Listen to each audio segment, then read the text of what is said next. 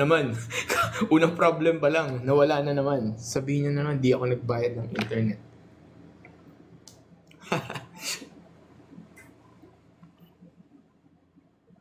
Ayan, yan.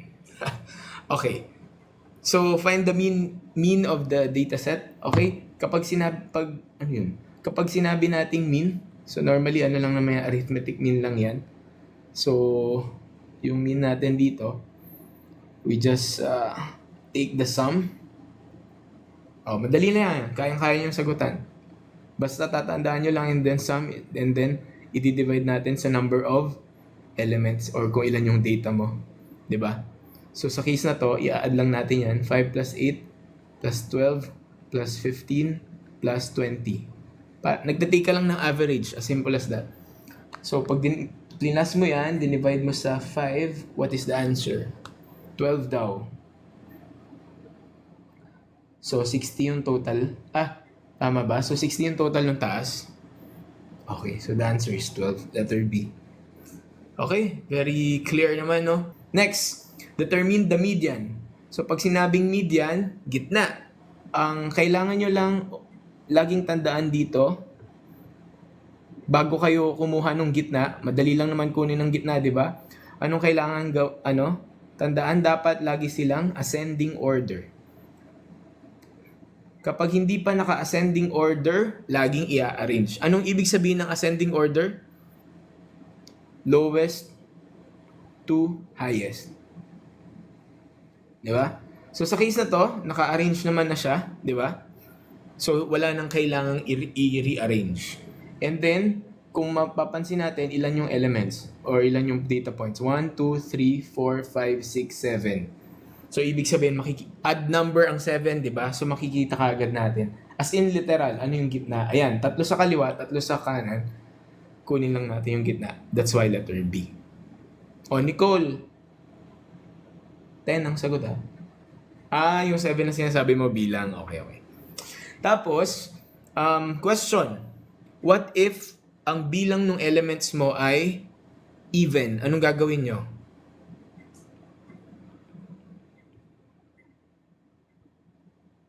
Even number of data points. Anong gagawin kapag even number of data points?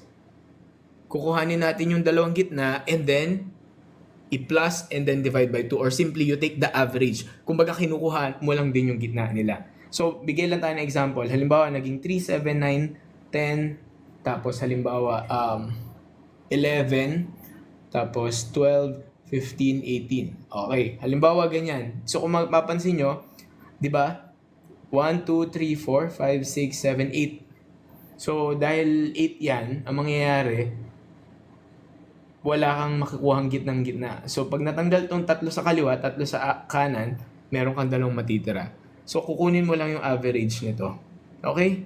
So, you do 10 plus 11 divide by 2. So, the answer is 10.5.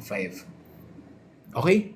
Very straightforward ang mean median mode na topic. Nawala na naman ako sa topic.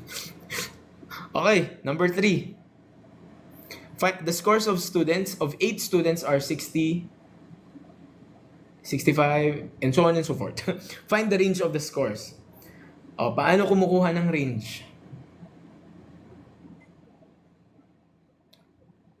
Hello. Pabalik daw. Pabalik saan? Yung number 2? Sige, mabilisan lang, number 2. Okay? Okay na.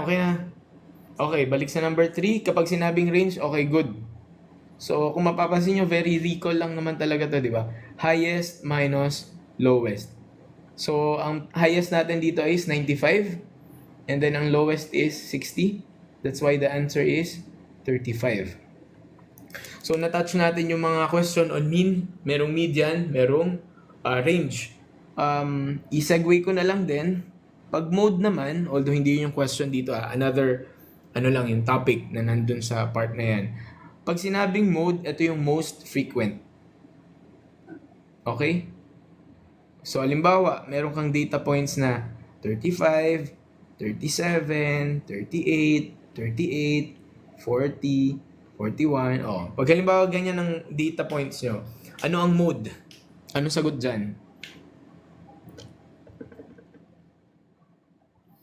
Huy, ba't may nagkikis sa chat? Hindi bimodal Kyle, hindi bimodal ang tawag dyan. Dalawang beses lumabas ang 38. So siya yung most frequent. Kaya ang mode mo is 38. Pero hindi yan tinatawag na bimodal Ang bimodal na scenario ay dalawa yung mode. So, bigay tayo ng example ng bimodal. Kasi ito, uni. Uni lang yan kasi 1 lang. So, ang example nung sinasabi mo, halimbawa, merong lalabas na ganito. 38, 40, 40, tsaka 41. So, kung mapapansin nyo dito, pag ito na yung problem, ano yung most frequent? 38 tsaka 40 kasi tig-dalawang beses sila. So, ang modes mo dyan ay 38 and 40. Okay? Ito yung bimodal na tinatawag. Okay? Klaro? Oo nga, may nagle-lesson dito, may nagkikis sa chat. Papaguidance ko kayo